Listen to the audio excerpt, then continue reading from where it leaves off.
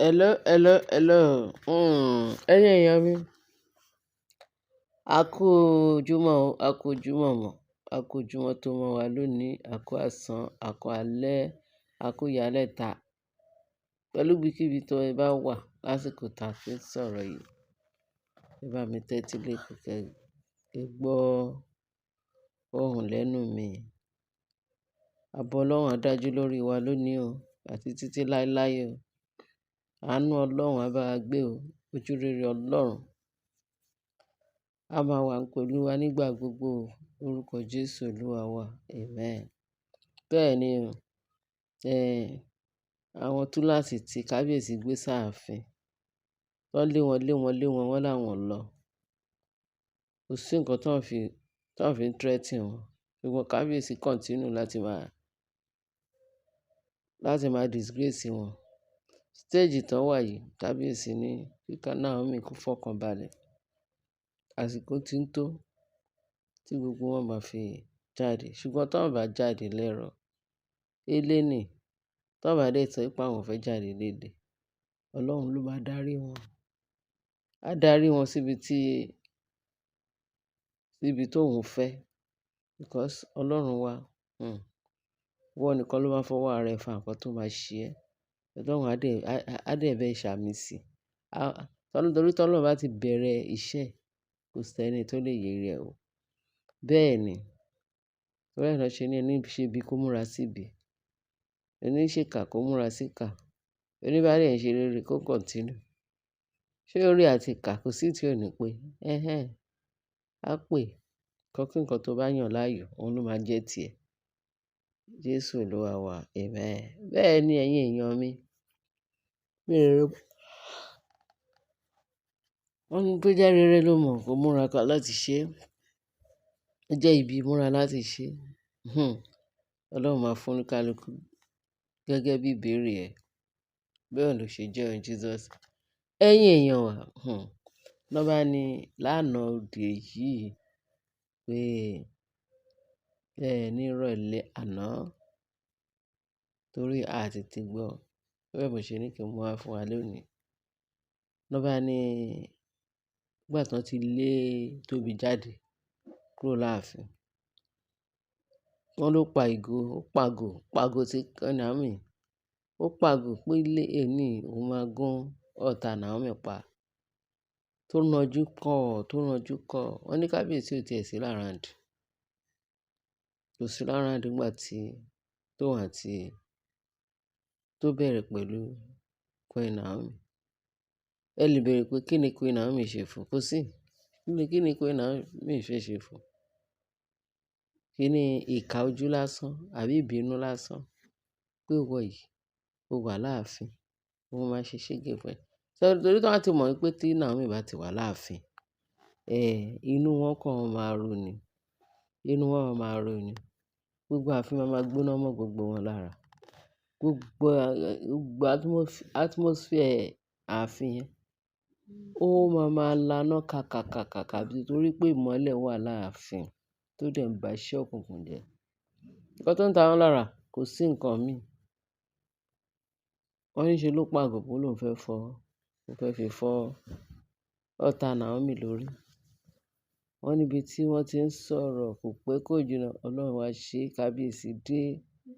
Wọ́n ní tí òkùnkùn bá ṣú fún ọmọ Ọlọ́run láti sọdá gọ́tà, pé mọ̀nàmọ́ná ó máa tàn mọ́lẹ̀ wáyé lẹ́ẹ̀kan náà. Ọmọ Ọlọ́run á ráyè kọjá. Bẹ́ẹ̀ ni. Wọ́n ní ṣe ni wọ́n ní immediately Ọlọ́run kàn dédé gbé kábíyèsí wá sáàfin padà. Tó bá olórí Tóbi tó ń sá síbi tó ń sá sọ̀hún, tó lòun fẹ́ gun Naomi. Fẹ́ gun nígò. Wọ́n láwọn security láti. Kí ló ṣẹlẹ̀ nígbà tí kábíyèsí dé? Kí ló dé tí gbogbo everything tó ń ṣe kí ló dé? Kí ló ń ṣẹlẹ̀? Lọ́ bá ní torí wọ́n sọ pé tí wọ́n bá rí bí olórí Tóbi bó ṣe ń ṣe orí burúkú, tó jó ẹran kan, tó rún ọkàn. Wọ́n ní tí ò bá jẹ́ pé Naomi sá fún nítorí èyí tá à ń sọ yìí o. Kó máa gùn bẹ́ẹ̀ tí kò lè gùn torí áńgẹ́lì ti sọ̀gbà yìí Naomi ká. Àwọn ogun ọ̀run ti rọ̀gbà yìí Naomi ká. Pẹ̀lú bó ṣe ń ṣe yẹn gan. Pẹ̀lú bó ṣe ń ṣe yẹn. Ó ní ẹni tí ò bá jẹ́ pé kábíyèsí gan rìn sásì ó lè fi gún rẹ̀ kó para ẹ̀ dànù àbí kó fi lọ gún àwọn tó wà ní kíní. Torí Ọlọ́run sọ pé òun yóò gbé wa sókè ní apá wa tí ò ní jẹ́ kí a fi ẹsẹ̀ wa gún òkúta. Kò mẹ́ni tó ń bá fà ni. Kábíyèsí dẹ̀ dé bí kábíyèsí ṣe dé ó ní tó bí ó ṣe yìí tán ló ní káwọn security kan bọ́ǹdùlẹ̀ sí ìta. Wọ́n ní kò sùn ta o, kò sùn nínú ilé yẹn o. Wọ́n ní kò sùn ní pọ́n bọ́ǹdùlẹ̀ sí outside gate kan tilẹ̀kùn. Pé lénìí ni kò ní dọ̀la. Pé máa padà sí ta ló tiẹ̀ mọ̀ pé wọ́n ní apá kan pé ó máa ń lọ sí pé kíní kan mansion. Ó dà pé wọ́n ti tà bó ní that is Ìkòyí mansion. Wọ́n ti bí Ìkòyí mansion bí Lekki mansion náà pé àṣẹ wọ́n máa ń lò síbẹ̀ bóyá òun ló ní o. Wọ́n ní kó padà sí Lekki mansion torí kò lè wà láàfin yìí mọ́ o. Pé wàhálà Tóbi ti pọ̀ jù kò tó ẹni tó tún lè gbé láàfin mọ́ o. A ní kábíyèsí. Délé ni àtúndé bọ́rọ̀ àwọn ẹnìkan á ní àtúndé. Ó jẹ́ ohun kábíyèsí tí ó mú lè rí ẹ̀ṣẹ̀ kóhun kó má mú lè rí ẹ̀ṣẹ̀ bí àbùkù á túbọ̀ máa kàn wọ́n. Naomi wá máa gbé lékè nítorí Ọlọ́run ti ṣe pé Ọlọ́run máa gbé lékè wọ́n máa gbé lékè. Wọn ò ní ever fọwọ́ kàn. Wọ́n kàn ń ṣe ni. Ó kàn yẹ pé wọ́n ní pé bẹ́kún bá pẹ́ di alẹ́ kan pé ayọ̀ ń bọ̀ lówùúrọ̀. Bí Bíbélì ṣe sọ fún wa nìyẹn. Pẹ̀lú bí Naomi ṣe ń fojú wi iná palace yẹn. Wẹ́rẹ́ báyìí náà la máa gbọ́ pé gbogbo wọn punishment wọ́n ti gbà lẹ́kùnrẹ́rẹ́. Ojú ló kàn pẹ́ sí ni. Ẹ̀yin èèyàn wa máa kàn máa sọ fún wa pé kí ẹ máa ní sùúrù. Ẹ máa ní sùúrù. Ẹ bá ti gba Ọlọ́run gbọ́ tẹ mọ̀ pé kò sí ohun tí Ọlọ́run kò lè ṣe.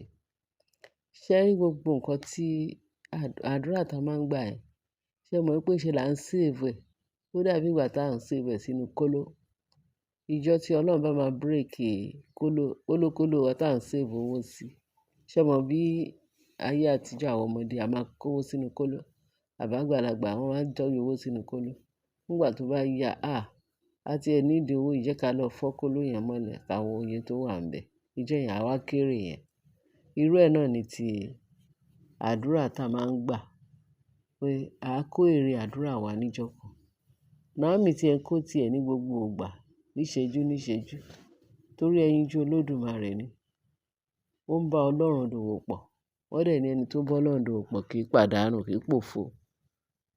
Torí ẹ ni Ọlọ́run ṣe ń gbé lékè ní gbogbo ìgbà tá à ń rí pé wọ́n máa gbógun lénìí wọ́n á gbógun lọ́la wọ́n á gbógun lénìí wọ́n á gbógun lọ́la. Ǹjẹ́ ṣé Ọlọ́run wa ò kí kò ń dábìrà ni? Ó ń dábìrà, ó ń gbọ́ àdúrà bó ṣe tó àti bó ṣe yẹ. Ogun ti sìn ṣó tó ti tẹ́lẹ̀ tí Naomi ti là kọjá. Ṣé ìgbà tó fi wà nínú oyún ni ó la ogun yẹn kọjá tí tó fi bímọ? Mélòó la fẹ́ kà mélòó la fẹ́ sọ? Ìṣojú gbogbo wa náà à ń fetí náà ń gbọ́ gbogbo ẹ̀ nígbà gbogbo. Àbí ọmọ tó ń sọ pé kò lè bí. Wọ́n ní kò lè bí ọmọ yẹn. Àbí oyún tó jẹ́ pé ń ṣe almost every day gan wọ́n monitor oyún. Àwọn bloggers máa gbé wọ́n náà wà ní Naomi o pé oyún yìí pé wọ́n rush lọ sí hospital oyún ẹ̀ yá o ó ṣe gbá ó ṣà o. Tó bá tún dé hospital wọ́n ti ní kábíyèsí á tún gbọ̀n jìjì á dé hospital oyún yẹn ò gbọdọ̀ yá because oyún yẹn ìlérí Ọlọ́run ni.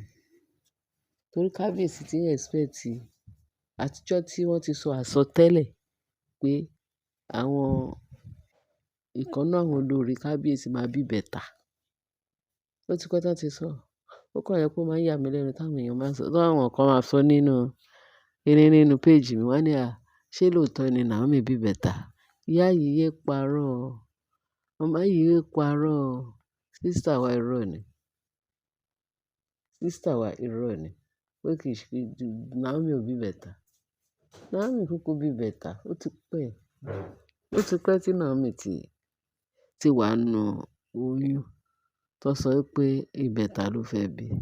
Naomi ò ṣe àwọn èèyàn kéèyàn. Kò dẹ̀ ń ṣe ẹni tó ń ra ọmọ. Kì í dẹ̀ ṣe pé kíni Ọlọ́run, ìyanu Ọlọ́run lẹ̀ ń rí yẹn lára Naomi. Kò lè ever sọ pé òun fẹ́ bẹ́ẹ̀ nìkan ṣe rìkíṣí. Nǹkan ta ọmọ fún kábíyèsí. Ó máa lẹ́yìn now. Ẹni tó bá ń ṣe ibi ló máa rí. Naomi kò lè ever bá wọn ṣe. Wọ́n ní èèrà tí ò lọ́mọ nú. Naomi ò lè ever bá èèyàn ṣe. Ó yẹ kí ẹ ti mọ̀. Ẹ jẹ́ ká gbàgbọ́. Ẹ jẹ́ ká gbàgbọ́. Tó bá jẹ́ pé ẹ ti ń bá wa bọ̀ láti ìbẹ̀rẹ̀ pẹ̀pẹ̀, láti ìgbà stampede tó ti ń polówó oyún yìí, tó ń pariwo Naomi bímọ. Naomi ló máa bí ìbejì. Naomi ló máa bí ìbẹta jàre. Ó máa bí ìbẹta. Wọn ò fẹ́ kí oyún yẹn dúró. Ẹ jẹ́ wo ìyanu Ọlọ́run. Ọlọ́run ṣe ìyanu. Kì í ṣe ibi tí mò ń lọ ni. Bẹ́ẹ̀ tí mò ń jẹ́rìí agbára Ọlọ́run. Mo fi agbára Ọlọ́run hàn wá pé Ọlọ́run ó tó sìn o. Ó dẹ̀ tó gbàgbọ́. Ó ní bí ìwọ bá ní ìgbàgbọ́ bí hóró mustadi, wà ní kí òkè kó ṣídì. Irú ẹ̀mí tó wà nínú Naomi, ta ló lè ṣe ọ̀tá á yìnbọn fún un. Á survive. Á tún lọ gbọ́wọ́ lé ọ̀tá pé ọ̀tá má bínú. Ọlọ́run dáríjì. Ṣebí gbogbo wa náà là ń fi tiwa gbọ́ pé Naomi yìí gan-an ṣé kìí ṣe pé bóyá ó ní kankan tó, àbí ṣé tútù tiẹ̀ yìí ṣé kìí ṣe pé bóyá ọ̀dẹ̀ ti wà nínú kéèyàn tútù jù. Kì í ṣe bẹ́ẹ̀. Ẹ̀mí mímọ́ ló ń darí ẹ̀. Ẹ̀yin èèyàn mi, ẹ jẹ́ ká nígbàgbọ́. Torí Ọlọ́run sọ fún wa pé tí a bá nígbàgbọ́ bí hóró mustadi, pé a ní kí òkè kó ṣídì. Bẹ́ẹ̀ ni. Naomi ti yege. Naomi ti yege. Bẹ́ẹ̀ ni. Wọ́n ní bí kábíyèsí ṣe lé Tóbi dànù nìyẹn. Bó ṣe lé Tóbi, wọ́n ní Tóbi ṣe ló lọ sùn sí lálẹ́ o. Wọ́n dẹ̀ ní lálẹ́ ni nírọ̀lẹ́. Ó ní kán ṣílẹ̀kùn. Kábíyèsí ní kán má ṣílẹ̀kùn fún un. Kán má ṣe gate. Wọ́n ní kán side gate náà ju òun àti ìbejì ẹ̀ sí ẹ ti gbọ́. So at the end of the day, láì pa ti ṣiṣẹ́ yẹn rí. At the end of the day ṣe ni tó ń ṣílẹ̀kùn fún Tóbi o. Wọ́n ló ṣe ló lọ sùn sílé ilé àwọn Láfógidi lọ́dọ̀ àwọn Ashley lọ́hùn. Ibẹ̀ ló sùn. Ṣé o mọ̀ pé Ashley gan-an èní yìí wọ́n á lé lọ́la. Ọ̀la á sáré lọ sọ́dọ̀ àwọn Láfógidi. So wọ́n ló ṣe ló lọ bá a ní ọ̀dọ̀ àwọn Láfógidi. Ibẹ̀ ló sùn mọ́jú. Kábíyèsí ní kó má ti wọ ààfin yẹn mọ́. Tó fi gba ibẹ̀ lọ sí Àkúrẹ́ mansion. Pé gbígbé òun àti ẹ̀ ní kìíní pé wàhálà tó ń fún wọn ní palace. Pé òun ló ń lọ lọ́ọ̀kan. Nítorí ẹ̀ kó fún òun láàyè láàfin yẹn. So kò sí láàfin yẹn ńsìn. Láti àná àbí láti ìjẹta látàná. Kò sí láàfin yẹn. Àti ìjẹta ni kíní yẹn ti ṣẹlẹ̀. Tó ti lé dànù. Àṣé ó wá di àná. Wọ́n ṣà ti lé dànù my sisters and brothers. Ìyẹn Tóbi. Kò sí láàfin. Ìtumọ̀ nǹkan tí ò fi sí láàfin yẹn. Nǹkan tó wá ṣe lẹ́yìn tí ò fi sí láàfin. Ẹ má worry. Màá sọ fún yín ní second page. Story yìí ó gùn díẹ̀. Ó gùn díẹ̀. A lè parí ẹ̀ tán sí. Ẹ máa gbọ́ ìtókù part 2. Ẹ ṣé gan bẹ́ẹ̀ ṣe tẹ́tí sí wa. Ẹ bá wa share, kí ẹ bá wa like. Kí ẹ lè bá fi ìtókù sí comment section. Ẹ ṣé o. Àánú Ọlọ́run á wà pẹ̀lú wa lónìí. Jésù Olúwa wa. Àti títí láéláé. Àmín. Bye.